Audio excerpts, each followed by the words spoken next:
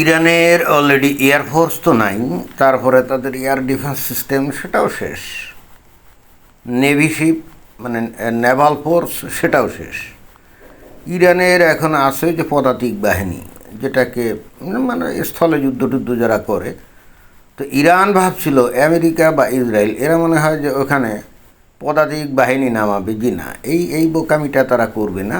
কিন্তু যে কাজটা করবে এবং করে যাচ্ছে সেটা হলো যে একেবারে ওয়ান আফটার অ্যানাদার এই যে ইরানের যে এই ড্রোন ম্যানুফ্যাকচারিং ফ্যাক্টরি আছে, তারপরে ওই মিসাইল ম্যানুফ্যাকচারিং ফ্যাক্টরি আছে না, এবং একই সঙ্গে ড্রোনের যে আছে, ড্রোন বা মিসাইল যেখানে স্টোর করে রাখছে,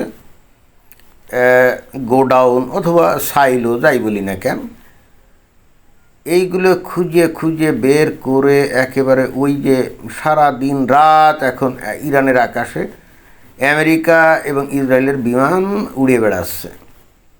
এবং তারা কিন্তু আগেও জানতো যে কোথায় কোথায় এই প্রোডাকশন ফ্যাসিলিটিগুলো আছে, এমন না যে তারা জানতো না। তো সেইখানে গিয়ে ওয়ান আফটার অ্যানাদার এই যে বোমা মেরে সেগুলোকে একেবারে মাটির সাথে মিশিয়ে দিচ্ছে।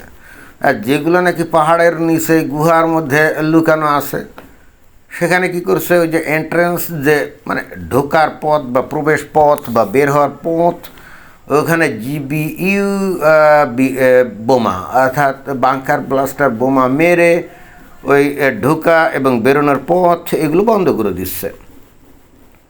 এবং এই কাজটা এরা ততদিন করবে যতদিন পর্যন্ত এরা নিশ্চিত না হবে যে এদের এই মিসাইল ম্যানুফ্যাকচারিং যে ফ্যাক্টরি এটা নিঃশেষ না হচ্ছে এবং ড্রোন তৈরির কারখানাগুলো ধ্বংস না হচ্ছে, ততদিন কিন্তু এই কাজগুলো করবে।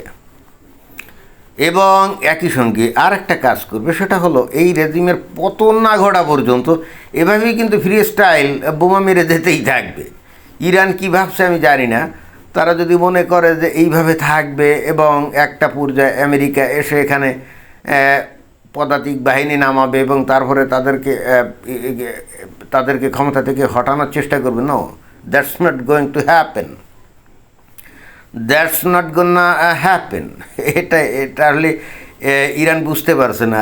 এখন আমেরিকা এবং ইসরায়েলের মূল টার্গেট হচ্ছে প্রথমত এই তাদের যে সামরিক যে ক্যাপাবিলিটি, এগুলো ওয়ান আফটার অ্যানাদার ধ্বংস করে দিয়ে তারপরে এখানে হয়তো বলবে যে দৌড় আর যুদ্ধ করুন না, যাও। কিন্তু ততদিনে ইরান শেষ। এবং অ্যাট দ্য সেম টাইম ইরানের যে অর্থনৈতিক সক্ষমতা সেটাও কিন্তু অলরেডি ধ্বংস করে দিয়েছে। ইরান কী রপ্তানি করে, ওই যে তেল না, তো তেলের টিপো সব শেষ।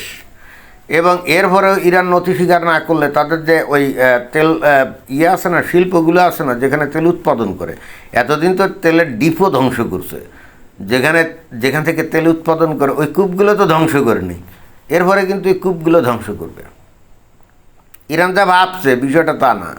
এবং দেখেন ইন্টারেস্টিংলি ইরানের পক্ষে কে একটা দেশও দাঁড়ায় নেই, একটা, নট এ সিঙ্গেল ওয়ান, না, রাইট?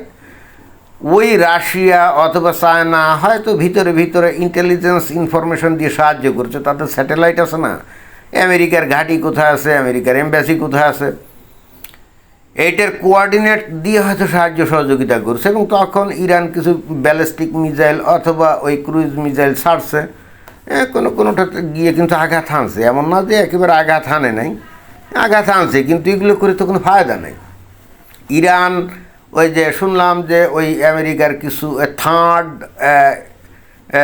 মিসাইল সিস্টেম মানে এয়ার ডিফেন্স সিস্টেম বা প্যাট্রিয়ট এয়ার ডিফেন্স সিস্টেম নাকি ধ্বংস করছে ওই যে কুয়েতে বা বাহরাইনে অথবা ওই সৌদি আরবে, মরক্কোতে আছে, মরক্কো বলছি, ওই যে জর্ডান, এই সমস্ত দেশে।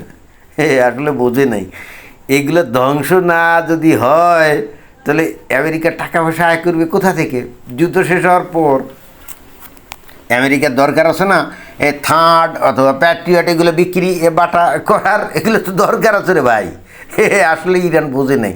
ইরান ভাবছে এবং যারা ইরানের সাপোর্টার তারা ভাবছে ভয়ঙ্কর কিছু করে ফেলছে, জি না, আমেরিকা অ্যালাউ করতেছে তোরা কিছু নষ্ট কর, যুদ্ধ শেষ হলে পরে এখানে আমেরিকার যে বিলিয়ন ডলার খরচ হচ্ছে এটা তুলতে হবে না। তা তুলতে গেলে কি করতে হবে, ওই থার্ড অথবা প্যাট্রিয়ট এগুলো আবারও তো ওখানে মোতায়েন করতে হবে। তো তখন এই সমস্ত দেশ তেল বিক্রি করে রাজার হালে থাকে, তো বলবে এই বেটা তোরা রাজার হালে থাকস, তোরা গণবিরোধী লোকজন দেশ দখল করে আসত, সমস্ত মানে তেলের সম্পদ দখল করে মজাবুতি কর, এইগুলো কেন এবং কিনতে বাধ্য করাবে। 1 টাকার মাল 10 টাকায় বিক্রি করবে, বুঝছেন? 1 টাকার মাল 10 টাকায় বিক্রি করবে। এই খরচ ডোনাল্ড ট্রাম্প তুলবে না? তুলবে তো। এই জন্যে কিছু ক্ষয়ক্ষতি তো হতেই হবে নাকি? এটা মনে করার কোনোই কারণ নাই যে ইরানের যে মিসাইলগুলো এই যে বিভিন্ন সিস্টেমে আঘাত হানছে, বিভিন্ন জায়গায় আঘাত হানছে, এগুলো যে প্রতিহত করতে পারতো না তা কিন্তু না, পারতো, কিন্তু এগুলো অ্যালাউ করতেছে, এটাই ইরান বুঝতেছে না। আর ইরানের সাপোর্টাররা ওই ছাগলের 3 নম্বর বাচ্চার মতো লাফালাফি করতেছে। এগুলো ধ্বংস না হলে পরে আমেরিকা বিক্রিটা করবে কি? তার খরচ উঠাবে না? এমনিতেও 1 টাকার মাল 10 টাকা তো বিক্রি করবে। এছাড়াও বলবে আমাদের এই তোমাদের শত্রু ইরানকে ধ্বংস করতে আমার $1 বিলিয়ন খরচ হয়েছে, টাকা দাও। খেলা তো সেখানে। আমি আগেও একটা ভিডিওতে বলেছি যে আমেরিকার অর্থনীতিকে চাঙ্গা করতে গেলে বা চাঙ্গা রাখতে গেলে ওই 15-20 বছর অন্তর অন্তর একটা বড় যুদ্ধে তাদের লিপ্ত হতেই হয়।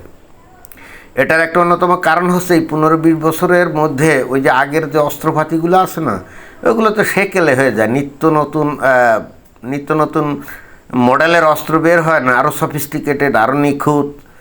তো এগুলোর জন্য গোডাউন টোডাউন তো লাগে। তো আগের পুরনো অস্ত্র, গোলা বারুদ, বোমা, মিসাইল এগুলো যদি ভর্তি থাকে, তাহলে নতুন অস্ত্রপাতি যেগুলো তৈরি করলো এগুলো রাখবে কোথায়? অর্থাৎ ওই পুরনো অস্ত্রগুলোকে ব্যবহার করার জন্য তাদের যুদ্ধ লাগে, যেখানে এসে তারা ওইগুলো ব্যবহার করে ওই গোডাউন খালি করে এবং নতুন স্টাইলের অস্ত্র, নতুন মডেলের অস্ত্র আবার সেখানে জমা করে। আমেরিকা এই জন্যে ওই 15-20 বছর অন্তর অন্তর নানা জায়গায় একটা যুদ্ধ বাঁধানোর পায়তারা করে। আপনারা দেখেন আমেরিকার হিস্ট্রি কিন্তু এটাই বলে এবং এটা তাদের দরকার। এটা খালি যে নতুন অস্ত্র সেখানে রাখবে ওই জন্যও না, যখনই এই যে যুদ্ধ করে তাদের অস্ত্রের গোডাউন শেষ করবে না, তখন নতুন করে প্রোডাকশন করা লাগবে না, তখন এই সামরিক শিল্পে লক্ষ লক্ষ লোক চাকরি করে। তো এটাও তো আমেরিকার ইন্ডাস্ট্রির জন্য, আমেরিকার অর্থনীতির জন্য দরকার না? তাদের লোকজনের চাকরি দিতে হবে না? আর এই সমস্ত ইন্ডাস্ট্রিতে বিনিয়োগ করে কারা করবে এবং টাকা আসবে কোথা থেকে? এই উপসাগরীয় অঞ্চলের এই যে তেল বিক্রির টাকা না, এগুলাই কিন্তু ওখানে বিনিয়োগ হবে, বুঝছেন? আমেরিকার মিলিটারি ইন্ডাস্ট্রি চালু রাখবে এবং থাকবে, এটা কিন্তু মিডল ইস্টের টাকায়, এবং এটাই বাস্তবতা। তো অতএব অনেকে যা মনে করে তা কিন্তু না। এই যে এখানে ইস্পাহানে ইরানের একটা ড্রোন প্রোডাকশন ফ্যাক্টরি পুরো একেবারে ধ্বংস করে দিয়েছে কি ইসরায়েল। হ্যাঁ, একের পর এক এগুলো ধ্বংস করবে, ধ্বংস করে যখন আর কিছু থাকবে না, তখন ইসরায়েল আর আমেরিকা বলবে ঠিক আছে এখন যুদ্ধমুদ্ধ করবো না।